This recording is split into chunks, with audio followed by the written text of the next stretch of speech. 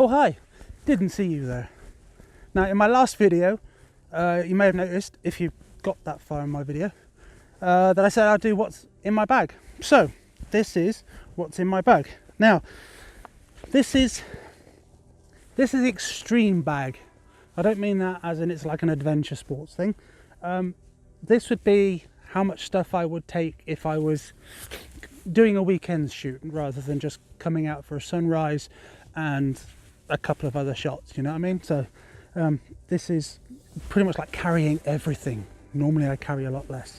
So I'll start at the bottom of this bag. Get off me flies. Ground sheet. If the weather's crap or you're in a wet field and you just want to be able to put your bag down, the simple thing of putting your bag down. Ground sheet. These things are like £2 on eBay. £2, but they'll just protect your gear. You can lay things down on it. You can sit down on it. So if you're in a muddy area in the woods or whatever, and you just want to sit down, had enough, want to sit down, you can. Want to take your bag off, but you don't want to put it in the mud. Pull that out, put it down. Job's a good one. Highly recommend that. So this is what I've got in this bag at the minute. This is the camera gear. Now most of the time this is the gear, most of the gear that I would carry in my normal, in my other videos you may have seen the black and red rucksack. So like I said, this is going to be more, there's more gear in here than I would normally carry, but this is pretty much the base of my collection. So that's my Lee filter holder with the mount on the front for the circular polarizer. Again, if you watched my last video, I got it back. Did some mine sweeping in the river with a GoPro and found it. Happy days. Remote trigger. It's not remote as in you can point and shoot, but it's got the cable on the front, so that attaches to the front of the 5D. I'm using the 5D now to record this on, but this would go in the side. Just means if you're in bulb mode or you need to do a long exposure, or you just, if it's too windy and you don't want any shake, you can just lock it off and it will take the shot. There's variants of these. There's some which are time-lapse enabled, so I do have one of those somewhere, but I have this one with me today. The Canon 24-105 L glass. This one also has on the end of it my Viltrox adapter. This adapter means that I can then use any of my Canon lenses on my GH4, so I can still use that on my Canon lens, but I can also with that adapter use this lens and any of the other lenses I brought with me on my GH4. Spare lens. This is the Canon 85mm. Not every shot needs a wide angle lens like I've got on there, or a 24-105. I might want that aperture change and a fixed prime. So I usually bring either this one or the 50. I've got a matching 50. Just depends what I feel like using, really. I only ever take out one. As I said earlier, Lee circular polarizer in that pouch there. Fantastic circular polarizer. Nearly said circularizer again. And then various Lee filters, soft edge grads of various depths, some solid NDs. Not all of them are Lee. This is another one. It's by a company called Zomi, Z-O-M-E-I. That's my 10 stop, the big stopper, but that was £45 rather than the like, I think it's like £100 or whatever it is for a Lee stopper.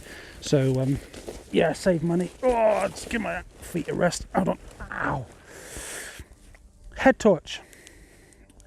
Highly recommend one of these. This was from Decathlon. They're about £3 or £4.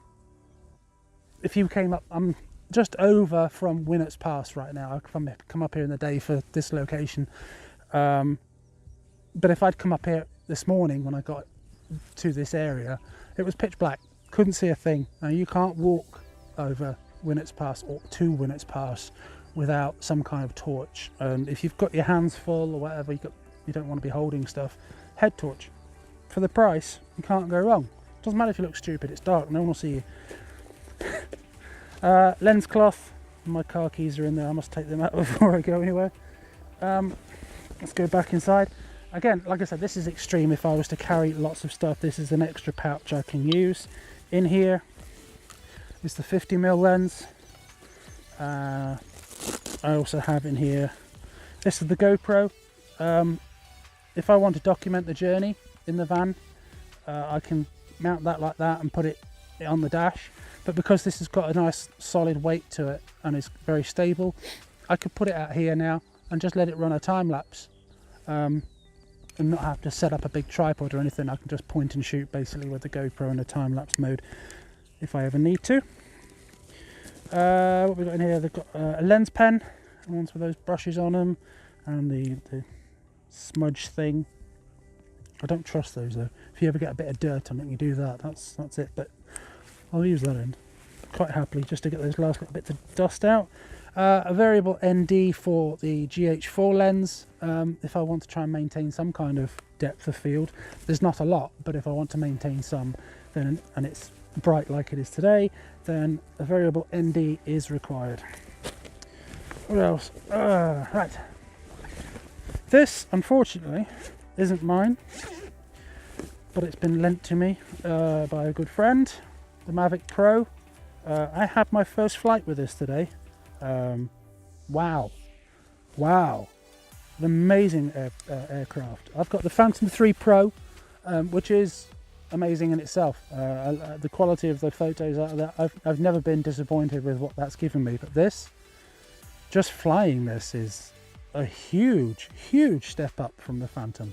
It's very easy to fly, so beautifully quiet as well. Yeah, look, I can't do this with the Phantom. The Phantom's just too big. I can't, even if I wanted to put it in this bag, it's still too big. So I can't bring it with me.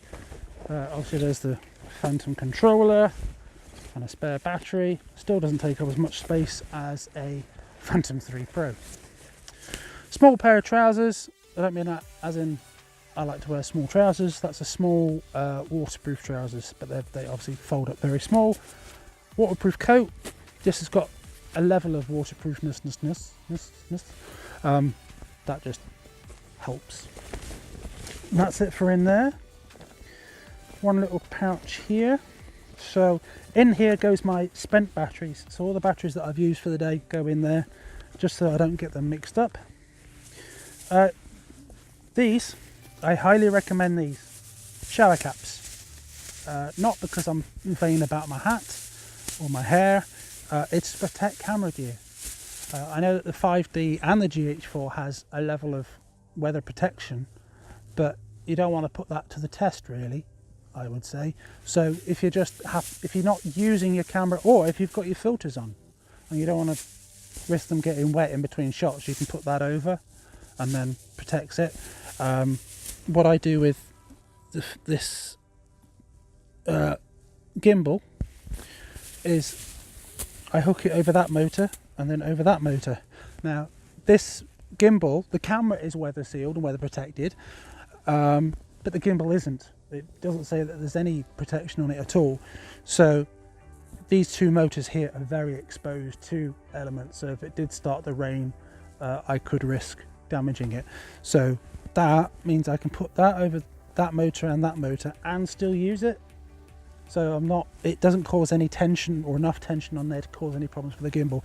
Obviously I still have to be wary of the third motor down there, but invariably the rain is going to hit here and here more than it will hit there, especially as I've got a handle which I'll talk about later on.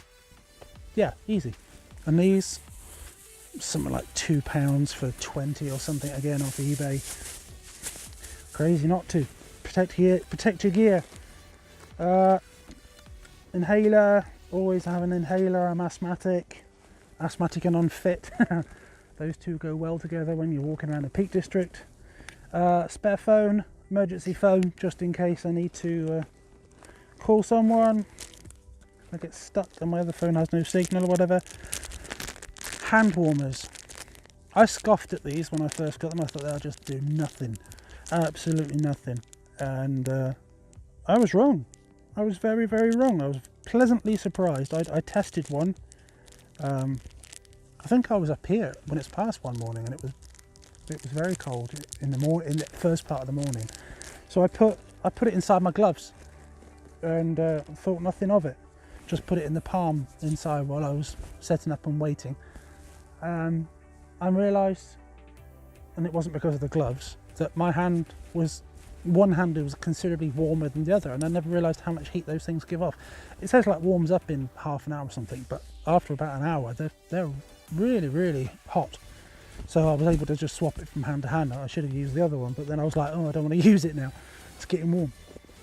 So yeah, they're great. You can get those back warmer ones as well, and bigger pouches, so if your body gets cold, you don't want to let your core get cold, otherwise it makes everything miserable.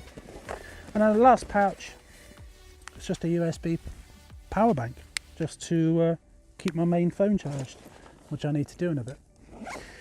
That's it. That's everything I do for photography. Obviously there's a tripod here as well. Take that with me. That's a very, very light travel tripod, that one. But it can carry the weight of the 5D with that lens, and it can carry the weight just I can't push my luck too much. I have to make sure everything's nipped up really tight, but it will also hold the Sigma 70-200, which is the other lens that's not here. So that's the Sigma 70-200 f2.8, wonderful lens.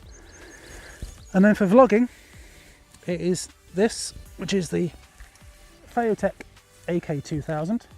Absolutely incredible gimbal. Really, really impressed with this one. I have had the A2000, but that didn't have the ability to pull focus and stuff like that on this one. So having that feature is brilliant, especially for vlogging, if you want to just do cinematic stuff or just focus on your face. Capturing sound is done through the Rode Video Micro, and this is the Panasonic GH4 with the kit lens on. But like I showed you earlier, I can swap over to other lenses. If it's on here, I have to rebalance, so I don't tend to do it too often if I'm just running about, but setting up stuff, I will change it. Fantastic bit of kit, highly recommend it. Latest addition is this handle here. If I put that into tilt mode, it means I can just carry the gimbal a lot easier. I can also then do some really nice reveals, so you can sort of go along and sweep.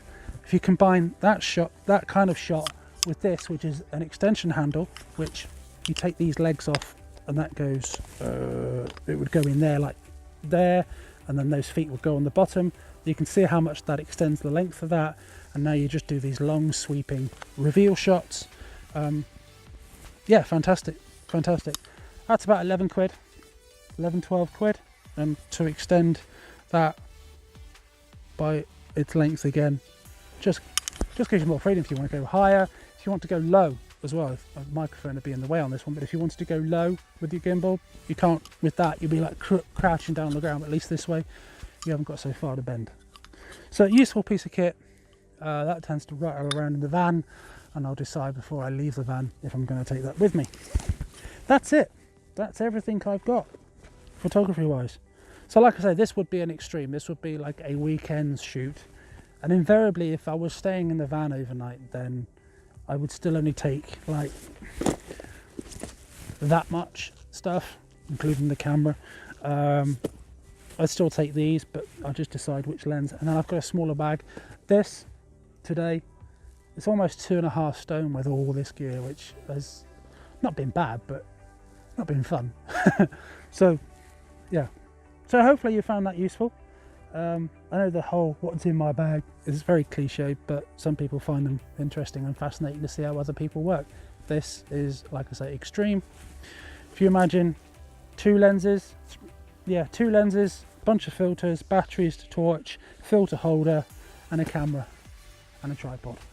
For photography, that's the minimum, and that's all I need. I don't need, get off fly, I don't need anything else. So that's it. Yeah, hope you found that useful. Thanks for watching. If this is your first time here, thanks for watching this far. Click that subscribe button below, the little bell icon to be notified when I upload a new video. Hopefully some of the prints or the images from this episode and other episodes, they're all online on my website at grahamsimpsonphotography.co.uk. If you use the code YouTube19 when ordering prints, you'll get 10% off every order. If you'd like to do that, that would be marvellous. Every little helps me out, you know how it is. Links to all these products are also in the description below. They go through Amazon, There is an affiliate link for me. If you do buy anything, I get a little kickback. I think it's 3% or something like that. So again, every little helps. So do think of me when you're ordering anything. That'd be marvelous. So thanks for watching. I'm not sure what the next video will be. I'm not going to commit myself to one. In about 2.5 weeks, there's one big video coming up which will be quite cool. Be very, very different. Bit out of the blue, this one. So I'm looking forward to that. And flies are an odd colour around it. So that's it. I'm waffling. Thanks for watching. I'll see you in the next video. Cheers.